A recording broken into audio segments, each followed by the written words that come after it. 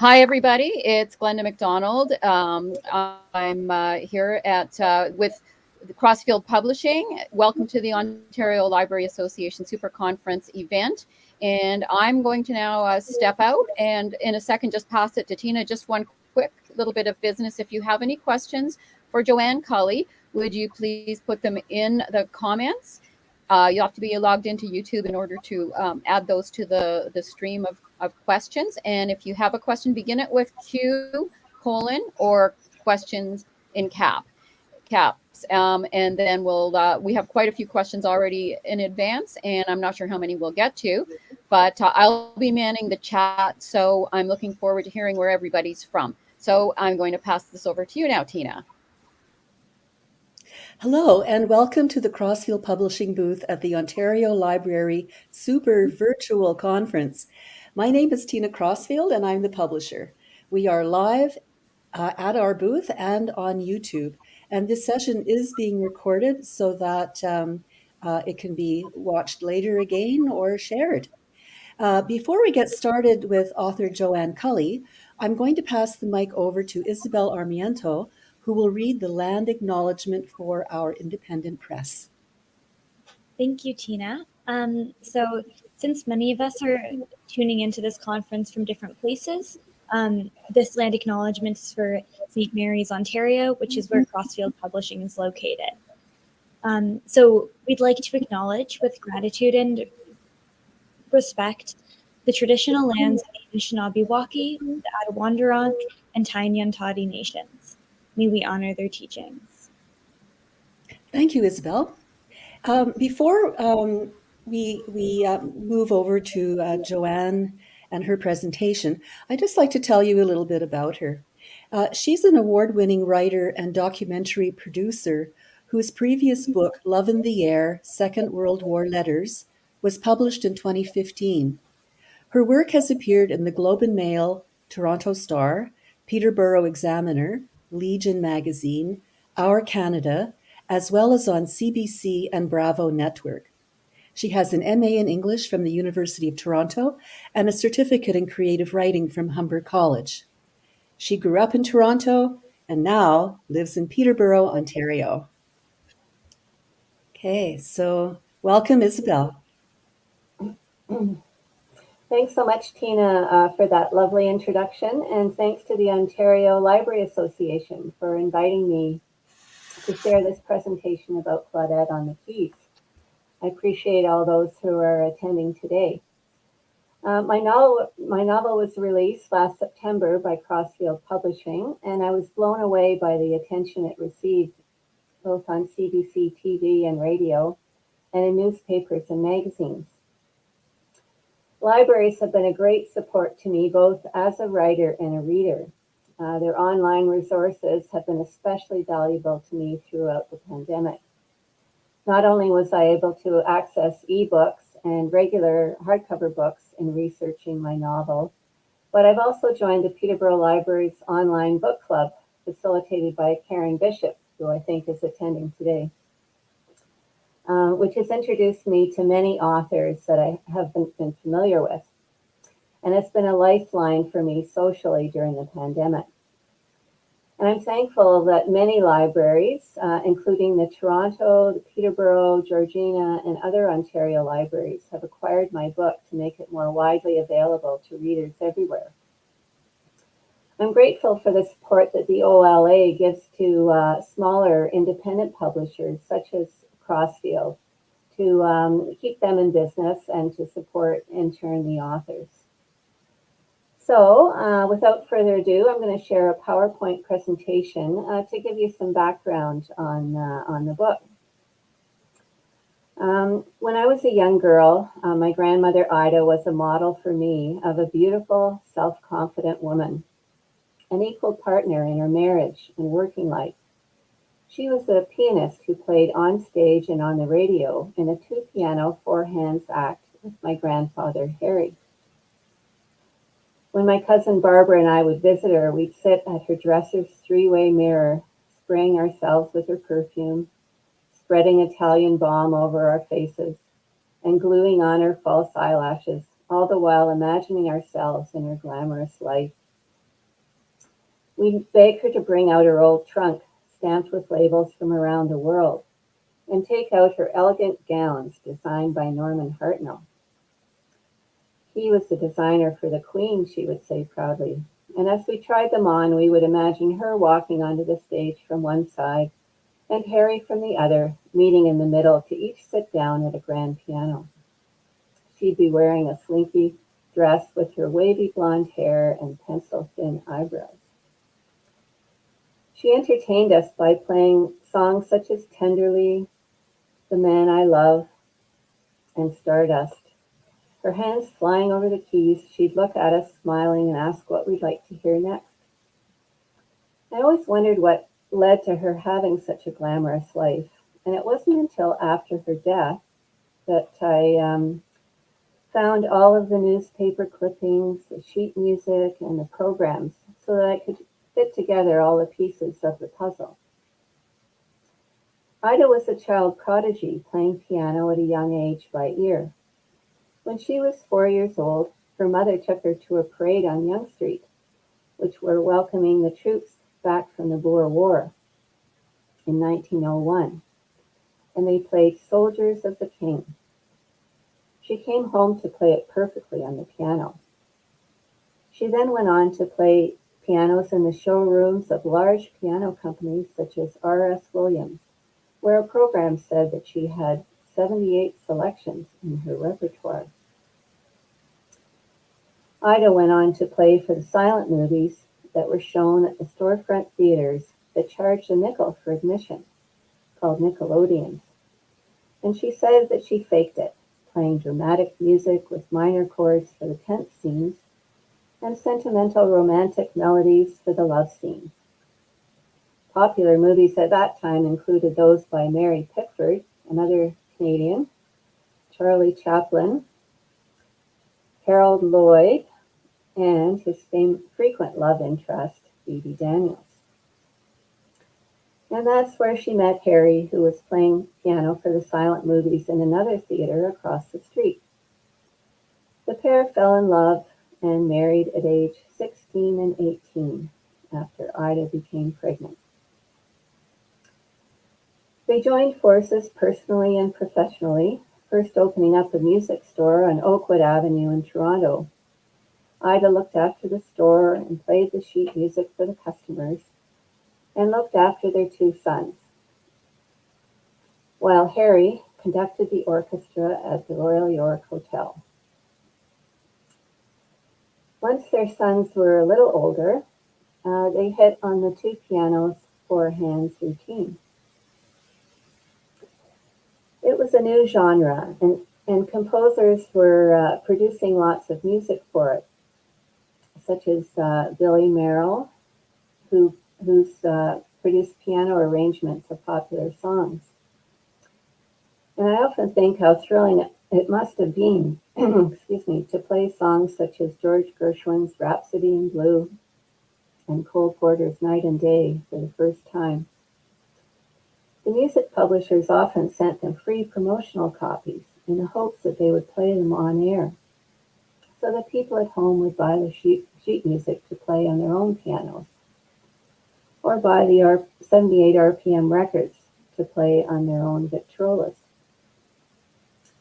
The pair were known as the Black and White Spotters, and their radio shows were written up regularly in the Toronto Star and the Telegram. Ida adopted the stage name of Claudette to add allure to their act, inspired by her heroine, the beautiful, talented actress Claudette Colbert.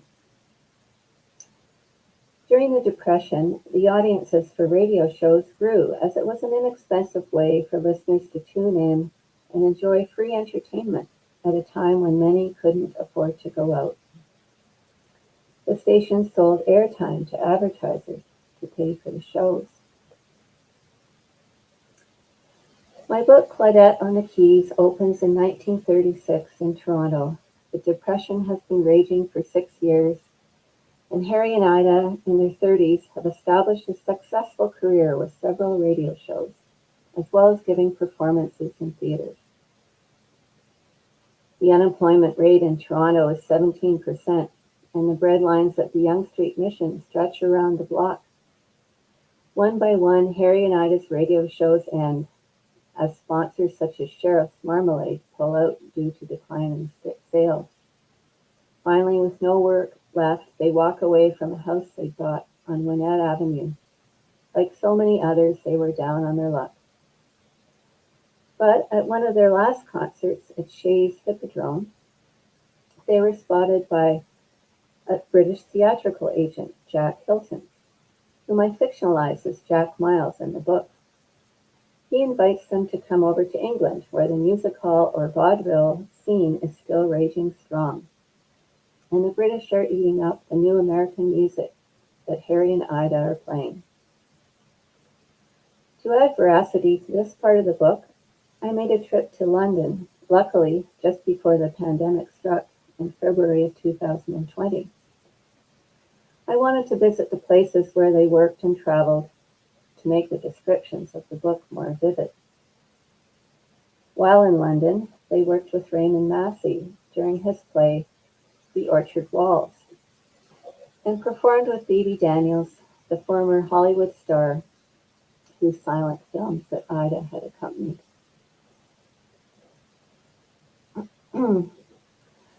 I visited the British Library to locate any information I could about their time there. And after several hours searching, I found Ida's photo in the Radio Pictorial magazine about their show on Radio Luxembourg. Next. Yeah, that's the picture there. Radio Luxembourg figures largely in the book. It was an upstart commercial station airing ads with sponsored programs in defiance of the BBC monopoly at that time, which had a staunchly non-commercial mandate. Initially, they broadcast just on Sundays, when the BBC had a full day of classical music programming. They stole listeners away with their popular upbeat jazzy sounds. Radio Luxembourg got around the BBC's rules by using a transmitter in Europe, just outside the city of Luxembourg. At 200 kilowatts, it was the most powerful transmitter in Europe. However, Radio Luxembourg had a very cumbersome production process. They recorded the shows at their London station on large 32-inch discs, which were then transported weekly to the station at Villa Lavigne in Luxembourg, to be broadcast from there back to England. During the first few years of the station's operation, the discs were transported in person by boat and train. And then as the station grew in popularity, they acquired a plane dedicated to making the deliveries. Next. Having the most powerful transmitter in Europe, the Luxembourg station attracted the attention of Germany, 20 kilometers to the east, whose fascist regime coveted the signal span and was looking for ways to broadcast more widely their Nazi propaganda. In the book, Ida is one of the couriers of the disc, but has trouble with her passport that she's using. At the time, married women were listed on their husband's passport. They didn't have their own document. Inside, the couple's photos were placed side by side, and on the opposing page, Harry's information took up 2/3 of the page, and he was listed as a musician, while Ida's details took up just 1/3 of the page, and didn't list her profession at all, even though she was as famous, or even more famous than Harry. The lack of her own passport results in numerous difficulties for Ida in the story. Meanwhile, back in London, Sir Oswald Mosley is whipping up his own fascist movement, One Britain, or Britain First, sparking riots in the east end of the city. In the novel, I bring all these elements together, focusing on Ida or Claudette's journey, personally and professionally, and how she uses the universal language of music to overcome obstacles.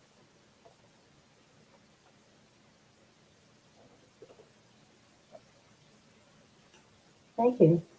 The end.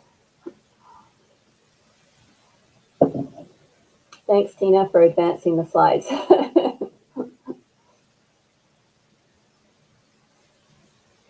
I think you're.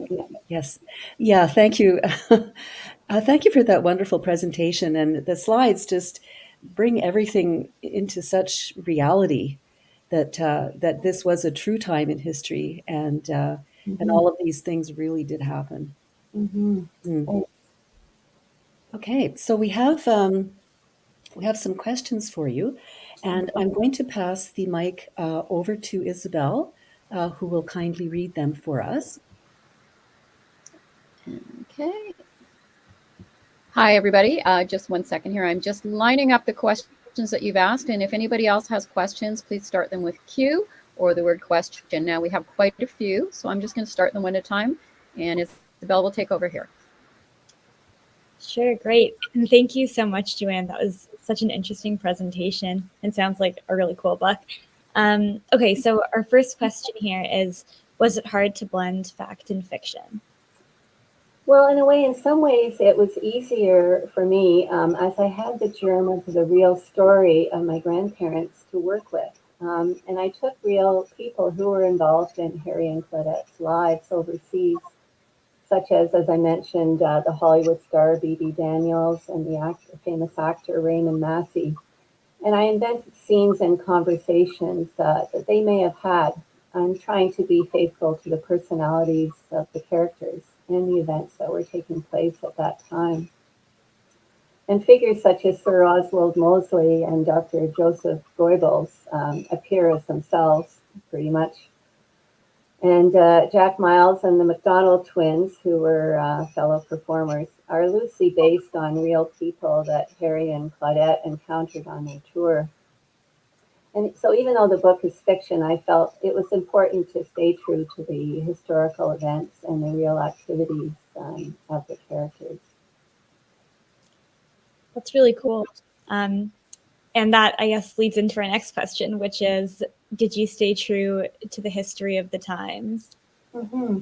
Yeah, I'm quite curious about history, and I've always been fascinated with the two world wars, but I wasn't quite as familiar with the pre-war, like the late 30s. So I wanted to introduce readers to that time period because I thought, well, if I wasn't that familiar with it, they might not be either.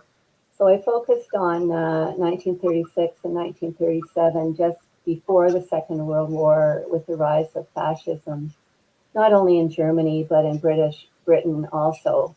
And I think as we've seen in the last couple of years, there are strong parallels to what's happening today, and just even, with what's happening in Ottawa and the dangerous display of Nazi imagery and symbolism, which we need to be aware of history so that we don't fall down those same paths. And the situations that the characters encountered in the book are real, such as when Claudette arrives in Berlin and she sees the blatant signs of anti-Semitism there, when the Jewish businesses are closed and the Jewish people are imprisoned, as well as political prisoners, even before the war. The concentration camp Sachsenhausen was built in 1937 and was the prototype of all the other concentration camps that were built during the war. And events such as the Cable Street uprising against the Jewish and Irish people in London actually took place. And the British diplomat Frank Nicholson, who helps Ida in the book, was inspired by the real-life passport control officer Frank Foley in Berlin, who was aware early on what was happening. And he helped thousands of Jews leave Germany before the Second World War. So I tried to be authentic to what happened and what people might have said or did back then. And I tried not to use current expressions in their dialogue. Thank you for sharing that. And yeah, it sounds like you paid very, very close attention to detail throughout this. So that's really cool for readers to see. Our next question is, in what way do musicians in the book and throughout history have to adapt in order to make a living and keep up with cultural styles? Well, Harry and Claudette continually had to keep up with the latest styles in music, like from the ragtime and slide piano styles of the 1920s to the blues and the boogie woogie and jazz and the light classical pieces that they played in the 30s and 40s. And I think there are many similarities between musicians then and now. During the pandemic, we've seen how essential the arts are, especially music, to our lives in keeping our spirits up and perhaps giving voice to feelings that we may have trouble expressing ourselves. And musicians' livelihoods have been drastically affected by the drop in live shows and delay in album releases during the pandemic. And as with now, musicians back then were hard hit during the Depression years in Canada. People couldn't afford to buy tickets for their live performances or buy records. And now, as in the past, I think musicians' livelihoods are unstable, and many don't know where their next paycheck is coming from. Yeah, it's a very good parallel with the pandemic now too. Yeah, that's interesting. All right, and the next question, which is up here, is what do you hope that people will take away from the story? Well, I hope that after reading my book, that readers will be inspired by the plucky heroine, Claudette or Ida, and feel ready to face any obstacles or challenges that come their way. And like Ida, who drew on the strength of her heroine, Claudette Colbert, think about someone they admire or a higher power they believe in, and channel their strength to get them through any tough times. And I hope that what Claudette says to the audience at the coronation concert for the new King George VI in London at the end of the book will resonate with readers. She says, "It behooves us all to stand up to injustice and stop it, in its tracks. I appeal to everyone to work at creating a world that is just and fair." And I think this is a message that cuts across all time periods. Yeah, absolutely. That's a great quotation. All right, we have another question. So, how much research went into the shaping of the book? Yeah, well, I did quite a bit of research. I was fortunate in that I had a lot of artifacts from my grandparents on which to base the germ of the story. Like I had about 600 pieces of sheet music, so I was able to know exactly what they played, where and when. They often had stamped on it, it was from the CBC or it was from this music publisher or that music publisher. So I wanted to make sure that the music was quite authentic to the story, that that a song came out in that year and it didn't come out a few years ahead. And I had a lot of photographs, and as I said, I did a lot of research in other books, which I was able to get from the Peterborough Library when they had interlibrary loans. That was quite a boon to me because I would be able to call up books, for instance, about the English music hall scene, just to familiarize myself with the milieu that they were involved in back then. Yeah. Great. And then we have another question from the Peterborough Public Library, I think, too, about your research. They're curious as to whether your research guides your story or whether your story guided your research. That's a really good question. Yeah. Well, in this case, I would say the story guided my research because I did have the story of Harry and Ida, and that they went pretty much down to nothing. They lost everything, and didn't know what to do, and then all of a sudden, they were discovered by this agent who just happened to be traveling through the U.S. and Canada, and so I thought that was too good a story to gloss over. So I used that to propel the characters. And in some ways, the characters led the story, because once I got involved in, the dialogue, it's sort of what happened just kind of grew out of their actions and speech. Yeah, that's way too good a story to not have guide your book. Thank you so much for all your answers, Joanne. Thank you. Thanks, Isabel and Tina, and everyone listening. Indeed. Thank you, Joanne. Very well spoken. And thank you, Isabel. We're reaching the end of our time now. And I'd like to thank our audience for joining us. And also backstage, our producer, Glenda McDonald, Isabel, and our author, Joanne, and myself, I'm Tina Crossfield. One quick item about ordering the book. I am now a .com instead of a .ca. So if you go to .ca, it will redirect you, I think. But on our product board, it does say .com. Thank you. Okay, thanks everybody for attending. And I'm going to step out, and when Tina says goodbye and everybody says goodbye, I'll be ending the broadcast. But this is also recorded, so please share the YouTube link. It'll be posted just also as an aside for the OLASC attendees. We will be putting the links to each of the YouTubes for all of the sessions, including the ones left for today, in the product showcase for the particular book. So if you check that out, I think that's correct, Tina, is it? That I don't know if the links are there. That means that also the links for the previous ones, if you missed any, because I know there's conflicting schedules for everyone. That way you'll be able to, and I think that the attendees have access till the end of August for all of the presentations. So we look forward to you catching those. And I'll say goodbye now and pass it over again to Tina. Okay, I wish everyone a happy conference. I hope you're making lots of good connections with people. And that's all for me. Goodbye, everyone. Okay, thanks everyone. Okay, bye.